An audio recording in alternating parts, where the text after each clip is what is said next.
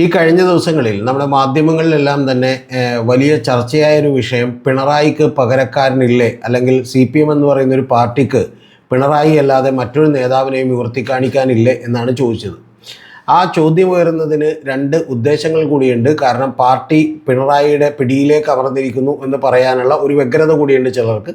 ചിലരെ സംബന്ധിച്ചിടത്തോളം പിണറായിയാണ് ഏറ്റവും ആപ്റ്റായിട്ടുള്ള ഒരു നേതാവ് എന്ന് ഉയർത്തി കാണിക്കാനുള്ള വ്യഗ്രതയും ഒക്കെ ഉണ്ട്. ഇത് സംഭവിക്കാൻ കാരണം തിരുവനന്തപുരത്ത് വെച്ച് CPM-ൻ്റെ പൊളിറ്റ് ബ്യൂറോ കൂടുകയുണ്ടായി. ആ CPM-ൻ്റെ ഏറ്റവും ഉന്നതാധികാര ബോഡിയാണ്. സാധാരണ അവരുടെ രീതി അനുസരിച്ചിട്ട് തെരഞ്ഞെടുപ്പ് ഉണ്ടാകുമ്പോൾ തെരഞ്ഞെടുപ്പിനെ ആരാണ് നയിക്കുക എന്നുള്ളത് തീരുമാനിക്കുന്ന ആ ബോഡിയിൽ വെച്ചിട്ടാണ്. കൂടാതെ പൊളിറ്റ് ബ്യൂറോയിൽ നിന്ന് ആരെങ്കിലും മത്സരിക്കണമെങ്കിൽ അതും തീരുമാനിക്കുക ആ പൊളിറ്റ് ബ്യൂറോയിൽ വെച്ചിട്ട് തന്നെയാണ്. കാരണം അതിപ്പോൾ ജില്ലാ കമ്മിറ്റികൾക്കോ അല്ലെങ്കിൽ സംസ്ഥാന കമ്മിറ്റിക്കോ ഒന്നും നിർദ്ദേശിക്കാൻ കഴിയില്ല.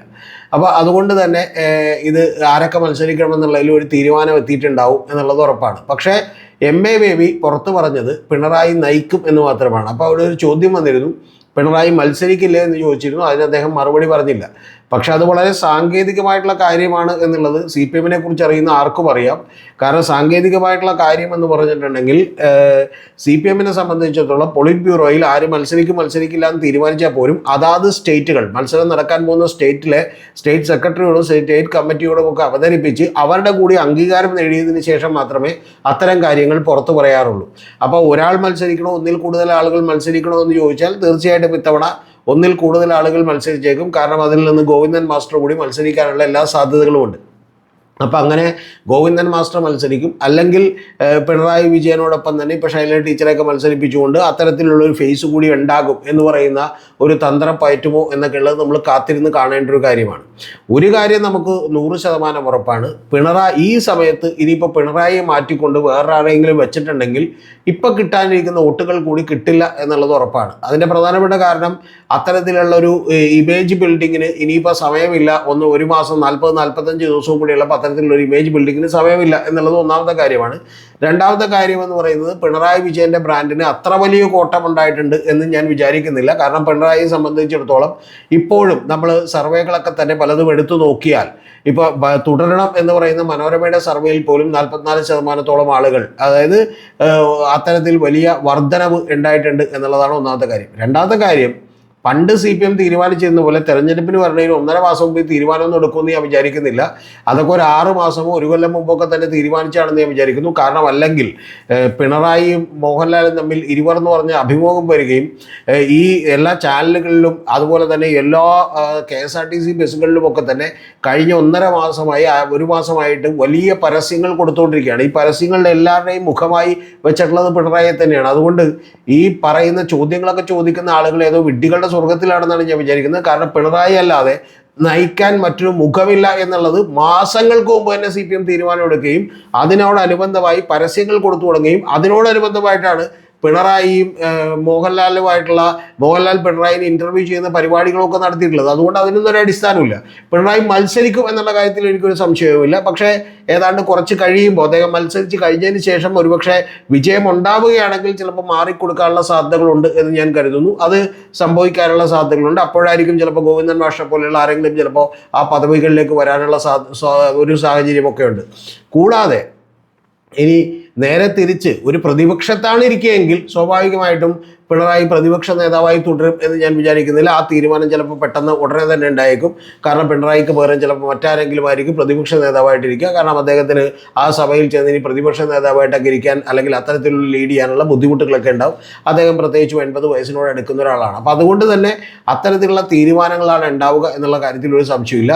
ഒരു കാര്യം ഉറപ്പാണ്, പിണറായി മത്സരിക്കുമെന്നുള്ള കാര്യം ഉറപ്പാണ്. പക്ഷെ അത് സ്റ്റേറ്റ് കമ്മിറ്റിയിൽ അവതരിപ്പിച്ച് അവരുടെ കൂടി ഒരു അംഗീകാരം കിട്ടിയതിന് ശേഷം പുറത്തു പറയുന്ന രീതിയാണ് CPM-നുള്ളത് എന്നുള്ളതാണ് ഏറ്റവും പ്രധാനപ്പെട്ട കാര്യം. രണ്ടാമത്തേത്, ഞാൻ വിചാരിക്കുന്നൊരു കാര്യം, ഇത്തവണ CPM-നെ നയിക്കാൻ ഏറ്റവും ആപ്റ്റായിട്ടുള്ള ഒരു ഫേസ് എന്ന് പറയുന്നത് അത് പിണറായി വിജയൻ തന്നെയാണ്. അല്ലാതെ പിണറായിക്ക് പകരം ഇപ്പം നാളെ വേറെ ഏതെങ്കിലും ഒരു മുഖത്തെ അവിടെ കൊണ്ടുവന്ന് വെച്ചാൽ പോലും, എത്ര ജനകീയരാണെന്ന് പറഞ്ഞാൽ ഇപ്പോൾ ശൈലജ ടീച്ചറെ കൊണ്ടുവന്ന് വെച്ചാൽ പോലും അത്രത്തോളം വരുന്ന ഒരു വോട്ട് ബേസിനെ ക്യാച്ച് ചെയ്യാൻ അവർക്ക് പറ്റണം എന്നുള്ളത് ഒരു നിർബന്ധവുമില്ല.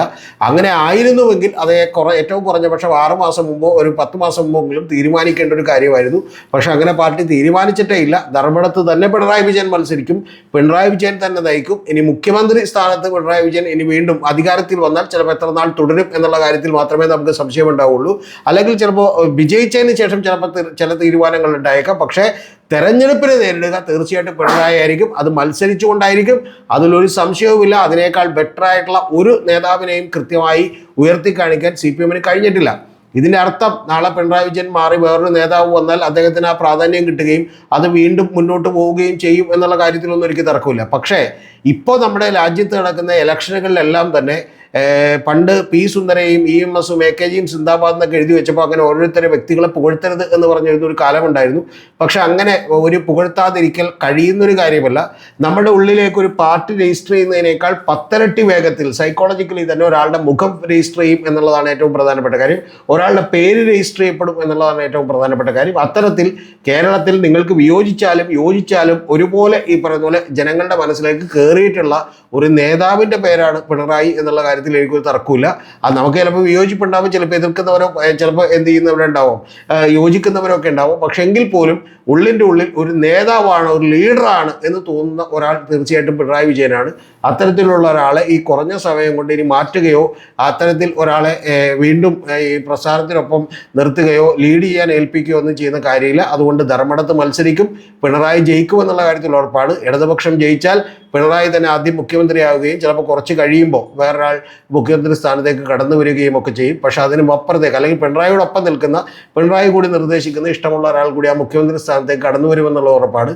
പക്ഷേ കേരളത്തെ സംബന്ധിച്ചിടത്തോളം പിണറായി മത്സരിക്കുമെന്നുള്ള കാര്യത്തിൽ ഒരു തർക്കവുമില്ല. അതിന് പ്രധാനപ്പെട്ടൊരു കാര്യം കൂടിയുള്ളത്, കേരളത്തിലെ ഹിന്ദു വോട്ടുകളും ഹിന്ദുക്കളിൽ തന്നെ ഏറ്റവും വലിയ മെജോറിറ്റിയുള്ള ഈഴവ വോട്ടുകളുമൊക്കെ തന്നെ സ്വാധീനിക്കാൻ പിണറായിയെ പോലൊരാൾ ലീഡ് ചെയ്യേണ്ടത് വളരെ വളരെ വളരെ ആവശ്യമാണെന്നും അങ്ങനെ ലീഡ് ചെയ്താൽ മാത്രമേ BJPക്ക് കിട്ടിയിട്ടുള്ള 38 ലക്ഷം വോട്ടുകളിലും ലോക്സഭയിലേക്ക് കിട്ടിയ 38 ലക്ഷം വോട്ടുകളിലും കഴിഞ്ഞ തവണ കിട്ടിയ 31.6 ലക്ഷം വോട്ടുകൾ ലോക്കൽ ബോഡി കിട്ടിയതിൽ നിന്നും കുറവുണ്ടാവുകയും ആ വോട്ടുകൾ ഒന്നടക്കം തന്നെ തങ്ങളുടെ ഒരു പ്രതിനിധി എന്നുള്ള നിലക്ക് പിണറായിയിലേക്ക് എത്തുകയും ചെയ്യും എന്നുള്ളത് ഉറപ്പാണ്. ഇതിനെക്കുറിച്ച് നേരത്തെ വെള്ളാപ്പള്ളി നടേശൻ പറഞ്ഞതുകൂടി നിങ്ങൾ ഓർക്കണം. പിണറായി അല്ലാതെ വേറെ ആരെങ്കിലും മുഖ്യമന്ത്രിയായാലും ശരിയാവില്ല, പക്ഷെ പിണറായി മുഖ്യമന്ത്രിയാകാൻ വേണ്ടി നമ്മളൊപ്പം നിൽക്കും എന്നുള്ളതാണ്. എന്ന് പറഞ്ഞാൽ അന്ന് വെള്ളാപ്പള്ളി പറഞ്ഞത് മുതൽ ഇപ്പോൾ നടക്കുന്ന പരസ്യങ്ങൾ മുതൽ ഏറ്റവും ഒടുവിൽ നടത്തിയ മോഹൻലാലും ഇൻ്റർവ്യൂവിൽ വരെ, പിണറായി വിജയനെ ഇൻ്റർവ്യൂ ചെയ്തതിൽ വരെ കൃത്യമാണ് ഒരു കാര്യങ്ങൾ. കാരണം നയിക്കുന്നതും മത്സരിക്കുന്നതും പിണറായിയാണ്. LDF വന്നാൽ മിക്കവാറും എന്ന് പറയുന്നത് 90% മുഖ്യമന്ത്രിയാകാൻ പോകുന്നതും പിണറായിയാണ് എന്നുള്ള കാര്യത്തിലേക്ക് സംശയമില്ല. പക്ഷെ ഒരു ടേം കഴിയുമ്പോൾ അദ്ദേഹം മാറിക്കൊടുക്കാനാണ് സാധ്യത. അത് കഴിയുമ്പോൾ കൃത്യമായിട്ടും ഒരു പുതിയ മുഖത്തെ ഡെവലപ്പ് ചെയ്യാനുള്ള ഒരു സാഹചര്യവും സാവകാശവും കൂടി CPMനും LDFനും കിട്ടും. അങ്ങനെ മാത്രമേ ഇപ്പോൾ കേരളത്തിലും ഇന്ത്യയിലും ഒക്കെ ഇലക്ഷൻ ജയിക്കാൻ കഴിയൂ.